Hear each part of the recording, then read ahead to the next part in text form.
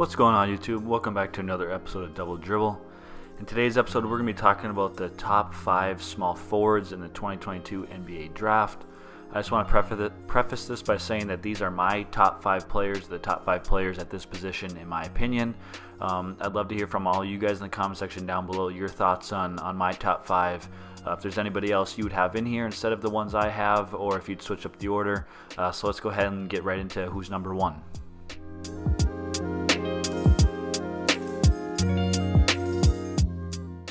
Alright, so coming at the number 1 spot is Ousmane Dieng. I believe I heard a lot of announcers pronounce his last name, so I'm sorry if I'm pronouncing that wrong.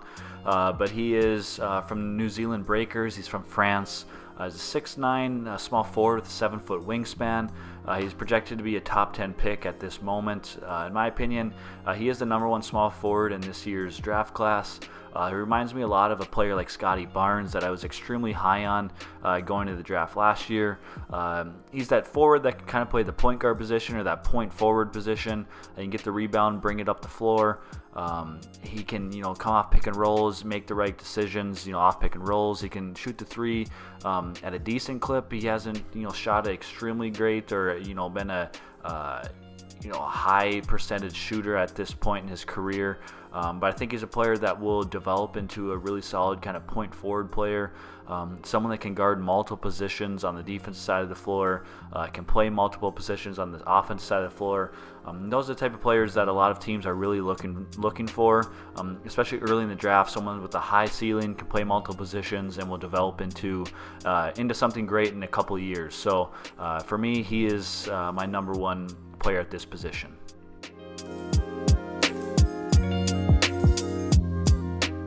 So coming in at number 2 is Griffin.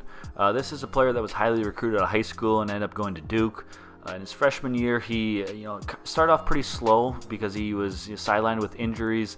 I believe he had injuries as well in high school that made him miss games and miss time. But he started out his Duke career with injuries and missing time, and that put a slow start to his college career. But as the season went on, he progressed to continually play better as the season just kept going on.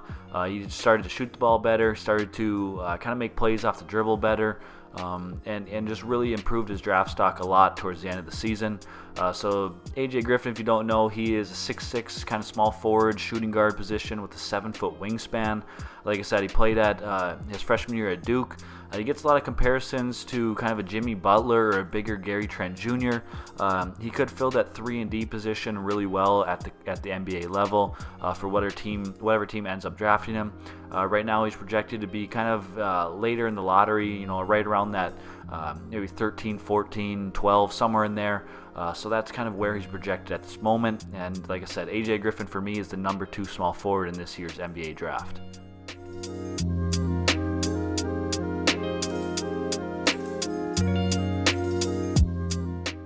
So the number 3 small forward in this year's draft for me is Kendall Brown. This may come to a surprise or a shock to a lot of people, or a pick that people don't necessarily agree with. For me, I'm extremely high on Kendall Brown. I think he is just a freak athlete, an elite defender at the college level he was. And I think he'll be an elite defender at the NBA level. And I think those are 2 things that you can't really teach to somebody, to really have that athletic ability and the kind of defensive, awareness or the want to play defense that you just can't really teach a lot of people. And I think that, he had his struggles offensively, shooting the ball. He's really mainly at this point just a slasher. He has kind of improved his passing and his playmaking as the season went on. But at this point, he's really just mainly a slasher. But I think that for the most part, his shot looks decent. I think that at the NBA, teams should be able to develop that and get him into being a better shooter. But there's just a lot of things there that you can't teach to players, and it's some things that a lot of people or a lot of players in this draft don't have. So for me, I think Kendall Brown is the number 3 small forward in the draft, and I think that he'll develop into be a really solid player. So like I said, for number 3 for me is Kendall Brown.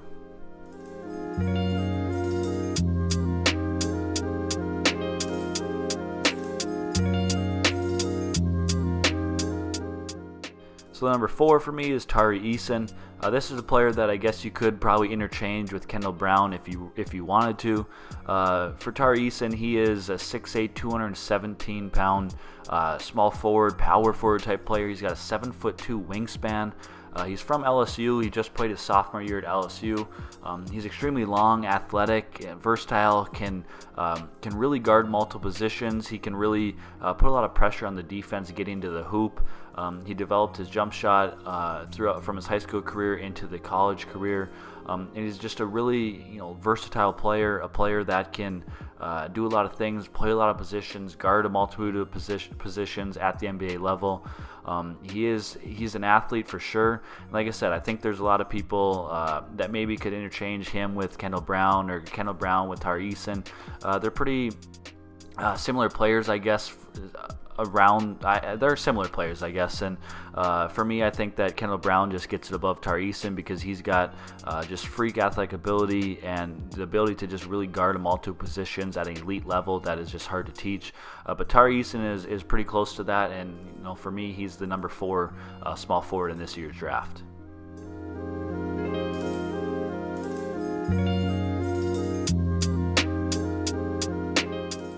Number 5 for me is Wendell Moore Jr. He just played his junior year at Duke, and he had a really solid year. Really helped settle in a lot of the young guys and be that kind of leading factor and that leader for them at Duke. He's shown the ability to really help teams win and know how to win, I suppose. He also is an extremely versatile player. He's 6'5.5" with a 7'5" wingspan. He's kind of in that shooting guard, small forward position. I think I would probably classify him more as a shooting guard. Some people classify him as a small forward, but for this video's sake, we're putting him in the small forward category. He's an elite defender, or a really solid defender at the minimum, and he also is starting to really put together on the offensive side of the ball, shooting the ball well, really knowing how to play in the pick and roll, making the right decisions, driving, getting to the lane, kicking out, and like I said, he's just one of those solid, steady players that you kind of, for the most part, know what you're going to get from him. And like I said, he's really starting to put together on the offensive side of the ball, and that's what's kind of propelled him to be an early second-round pick in this year's NBA draft. And I think he'll be a solid wing player at the NBA level.